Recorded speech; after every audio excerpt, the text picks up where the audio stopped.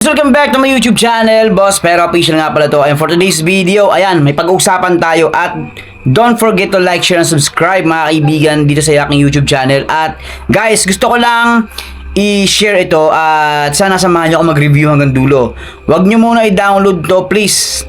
Tingnan nyo muna, samahan nyo ako mag-review at para malaman natin kung ito ba ay may potential na kitaan mga kaibigan. So, review natin to, pero sabihin ko sa inyo, disclaimer lang tayo. Another educational content.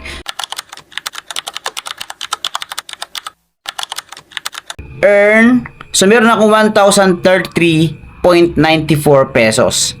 So, more to withdraw. So, 2,400. Ayan guys. Kasi nga, 4,000 pesos ang minimum withdrawal ng application na to mga kaibigan. So, nakita nyo yan, no? Cash out. So, nakita nyo yan. 4,000 up to 15,000. Yan daw ang ibibigay na reward sa bawat users ng Best Drama application. So, check muna natin to. Ayan guys.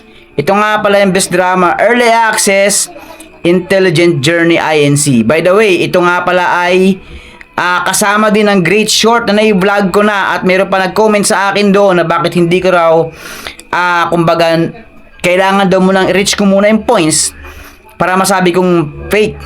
Ayan guys. So, bahala kayong magsubok dito. Bahala kayong i-try to. Pero sabihin ko sa inyo, disclaimer lang tayo. Ayan mga kaibigan. Another educational content. Siyempre, ito guys is full awareness. So, awareness para sa mga kaibigan natin dyan na hanggang ngayon is nadala ng mga ganitong klaseng application. Ayan guys. So, dito meron siyang 1 million downloads.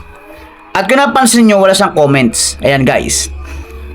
Isa itong application na watch to earn. Sabihin natin ganon. So habang nag-i-enjoy kang manood ng mga best drama dito, yung mga short drama, and mga Korean or Chinese drama, is meron tayong ma-earn ditong points mga kaibigan. So, basahin muna natin yung app support. Yung from United States. Yan guys. And about this application. Ayan guys, so nakita nyo yan. So, dito, in Best Drama, user can not only watch short dramas in app, but also earn cash reward by joining the screen task. Yan mga kaibigan.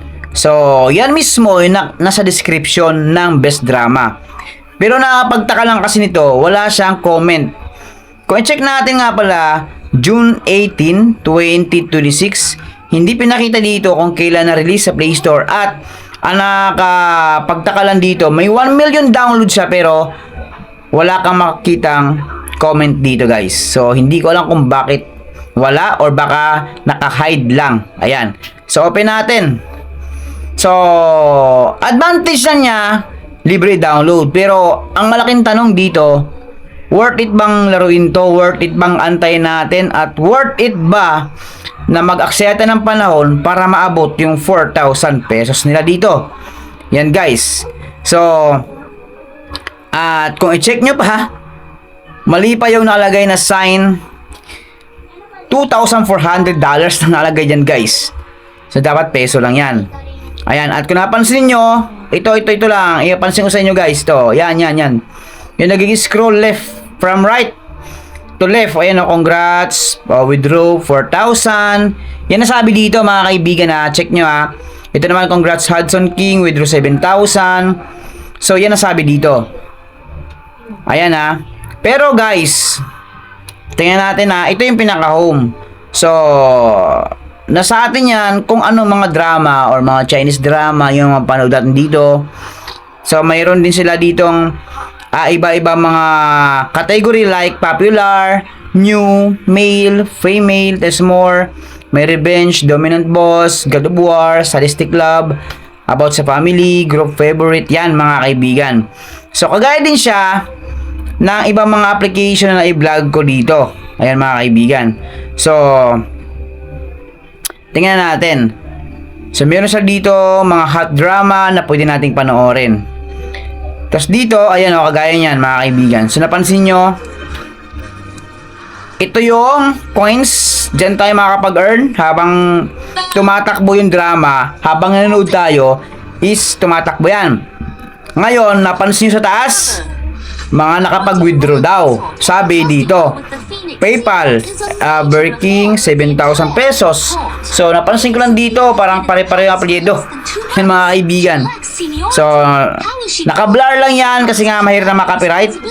May rewards sila dito. Ayan guys. Enable notification, then 5-star rating. And then dito, ayan o, episode reward. So, comment down below kung na-experience na to at nakapag-cash out na kayo dito. So, based on my experience, based on my observation, ito po ay fake. So, hindi to legit at walang potential na kitaan dito. Kung tanong nyo ako bakit hindi ko pa naman din na-abot itong 4,000 nila. Kasi nga, guys, alam nyo ba yung Vic TV application, doon, pwede kang mag-sign up gamit yung Gmail account natin or Facebook account. Ito, hindi ka na mag-sign up dito. So, wala siyang sign up. Dito rin, easy to earn. Biruin nyo, may 1,049 agad ako. Sa Vic TV, sa iba pa mga legit application like Playwave, hindi ka basta-basta makakapag-earn ng ganito kalaking pera. Yan guys. At kung napansin niyo, parang nalito yung gumawa nito. May 1 peso, may peso sign and then dollar sign. Ayun o, dalawa o. Yan guys. So yan lang yung aking observation dito. Bahala kayo kung gusto nyong subukan to. Pero masasabi ko guys, ito ay hindi legit. So wala tayong potential income dito.